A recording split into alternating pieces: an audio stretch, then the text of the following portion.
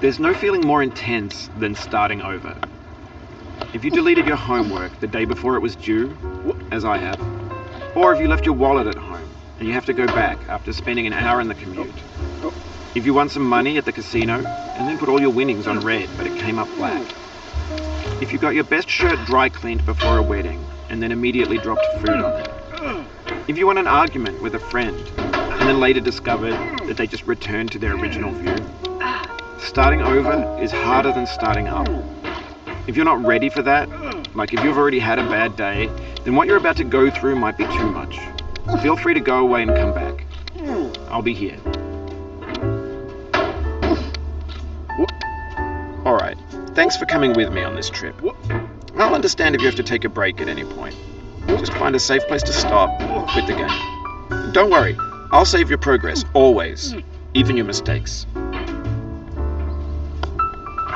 This game is a homage to a free game that came out in 2002 titled Sexy Hiking. The author of that game was Jazuo, a mysterious Czech designer who was known at the time as the father of B games. And B games are rough assemblages of found objects. Designers slap them together very quickly and freely, and they're often too rough and unfriendly to gain much of a following. They're built more for the joy of building them than as polished products. In a certain way, Sexy Hiking is the perfect embodiment of a B game. It's built almost entirely out of found and recycled parts, and it's one of the most unusual and unfriendly games of its time. In it, your task is simply to drag yourself up a mountain with a hammer. And that act of climbing, in the digital world or in real life, has certain essential properties that give the game its flavor. No amount of forward progress is guaranteed. Some cliffs are too sheer or too slippery. And the player is constantly, unremittingly in danger of falling and losing everything. Anyway, when you start Sexy Hiking, you're standing next to this dead tree that blocks the way to the entire rest of the game. It might take you an hour to get over that tree, and a lot of people never got past it. You prod and you poke at it, exploring the limits of your reach and your strength, trying to find a way up and over. And there's a sense of truth in that lack of compromise. Most obstacles in video game worlds are fake. You can be completely confident in your ability to get through them once you have the correct method or the correct equipment or just by spending enough time. In that sense, every pixelated obstacle in Sexy Hiking is real. The obstacles in Sexy Hiking are unyielding, and that makes the game uniquely frustrating. But I'm not sure Jazuo intended to make a frustrating game. The frustration is just essential to the act of climbing, and it's authentic to the process of building a game about climbing. A funny thing happened to me as I was building this mountain. I'd have an idea for a new obstacle, and I'd build it, test it, and it would usually turn out to be unreasonably hard. But I couldn't bring myself to make it easier. It already felt like my inability to get past the new obstacle was my fault as a player rather than as a builder. Imaginary mountains build themselves from our efforts to climb them, and it's our repeated attempts to reach the summit that turns those mountains into something real. When you're building a video game world, you're building with ideas, and that can be like working with quickset cement. You mold your ideas into a certain shape that can be played with, and in the process of playing with them, they begin to harden and set until they're immutable, like rock. And at that point, you can't change the world. Not without breaking it into pieces and starting fresh with new ideas.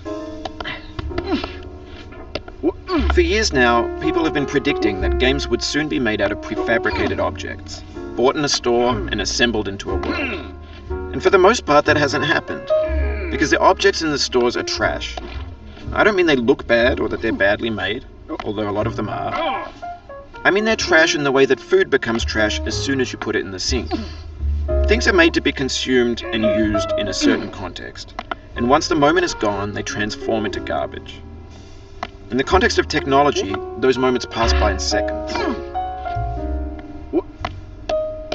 Over time, we've poured more and more refuse into this vast digital landfill that we call the internet.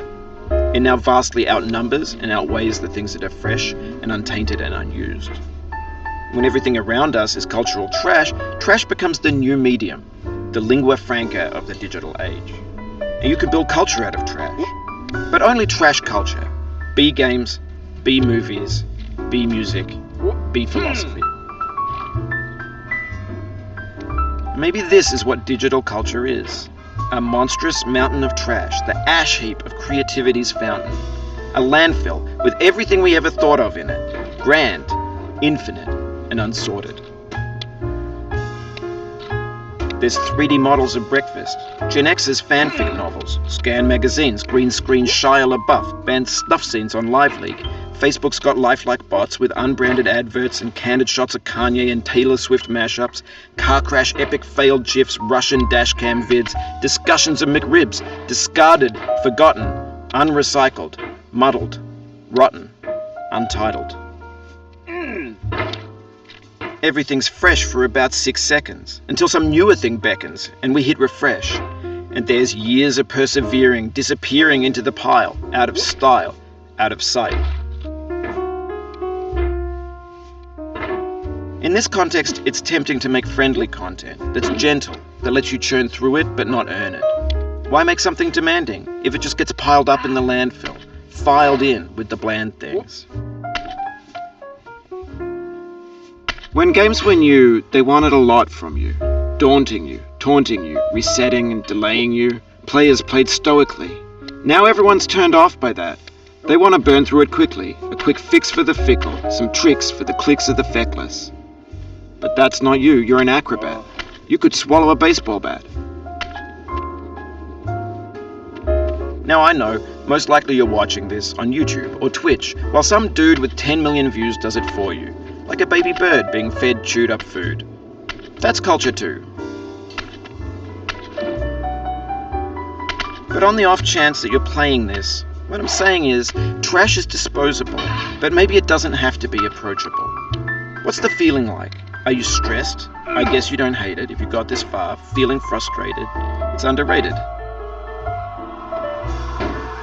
An orange is sweet, juicy fruit locked inside a bitter peel. That's not how I feel about a challenge. I only want the bitterness. It's coffee. It's grapefruit. It's licorice. It feels like we're closer now.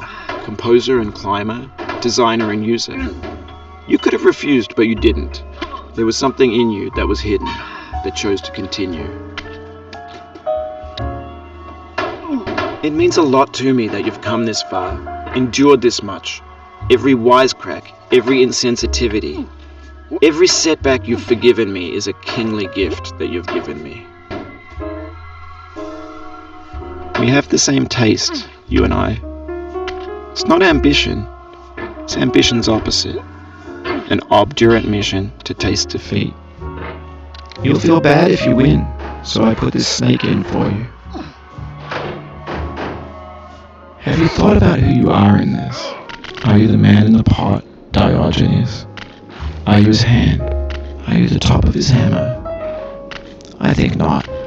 Where your hand moves, the hammer may not follow, nor the man, nor the man's hand. In this here is will, his intent, the embodied resolve in his uphill ascent. Now, you've conquered the ice cliff, the platforms, the church, and the rectory, the living room and the factory, the playground, the construction site, the granite rocks, and the lakeside. You've learned to hike. There's no way left to go but up, and in a moment I'll shut up. But let me say, I'm glad you came.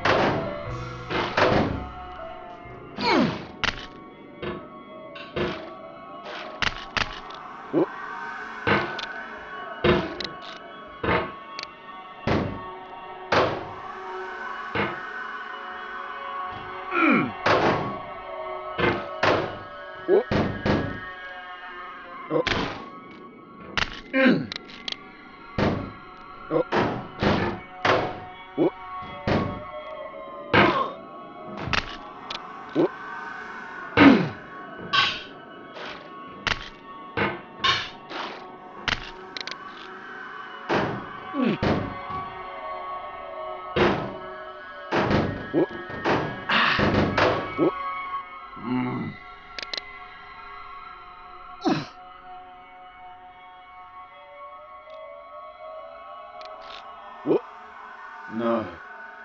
I dedicate this game to you, the one who came this far.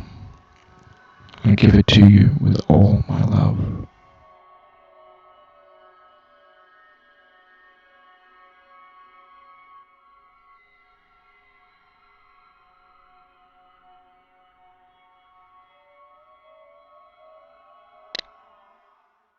Oh.